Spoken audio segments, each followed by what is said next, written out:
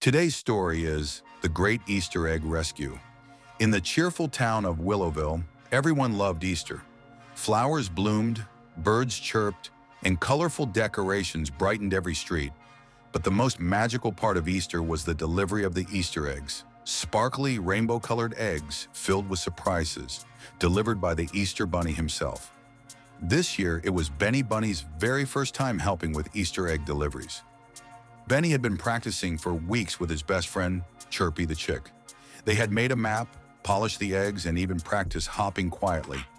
On the night before Easter, Benny and Chirpy were loading the glittering eggs onto Benny's big carrot-shaped cart. "Everything is ready," Benny said, his nose twitching with excitement. But just as they were about to begin the deliveries, a strong gust of wind blew through Willowville. Whoosh! The eggs flew up into the air, scattering in all directions. "Oh no," chirped Chirpy.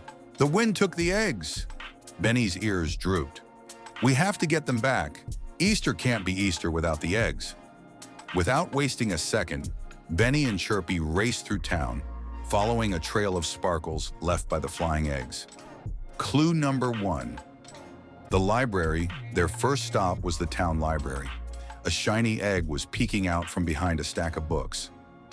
"Found one," said Chirpy, flapping his tiny wings. But when Benny tried to grab it, the egg rolled away, deeper into the bookshelves. "Wait," Benny giggled, chasing it. Finally, he caught it under the bunny tails section. "That's one down. Let's keep going," Benny said, placing the egg safely in his basket. Clue number 2, the treehouse. As they looked up, Chirpy spotted something glowing in the tall oak tree near the park. "There's one in the treehouse, he chirped. Benny gulped. "But I'm not good at climbing." "I am," said Chirpy. He flew up, grabbed the egg with his little claws, and carefully glided down. "You're amazing," Benny cheered. "That's 2 eggs. Let's hop to the next one." Clue number 3, Farmer Tilly's barn. Next, they saw sparkles coming from the barn.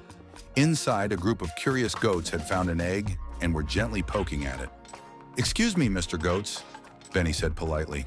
"That egg is for Easter." The goats bleated happily and backed away. Benny picked up the egg and gave the goats a carrot each to say thank you. "That's 3 eggs back," said Chirpy. "We're doing great." Clue number 4, the bird's nest. Suddenly, they heard tweeting from a tree branch above. A robin had taken an egg to her nest, thinking it was one of her own. "Oh dear," said Benny.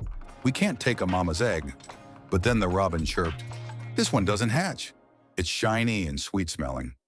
She gently pushed the egg toward Benny. "Thank you so much, Miss Robin," Benny said, adding the egg to their basket. Clue number 5, the zoo surprise. As they neared the Willowville Zoo, something colorful bounced past them. "That looked like an Easter egg," yelled Chirpy.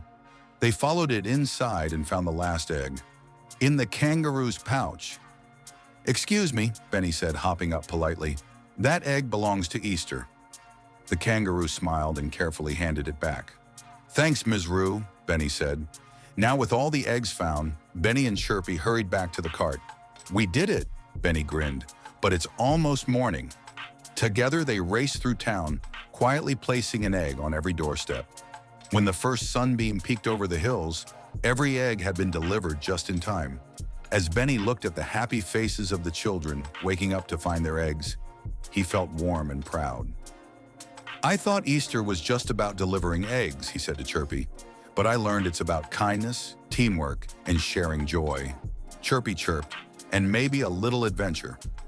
The townspeople cheered for Benny and Chirpy that morning, and from that day on, Benny Bunny was known as one of the best Easter helpers Willowville had ever seen.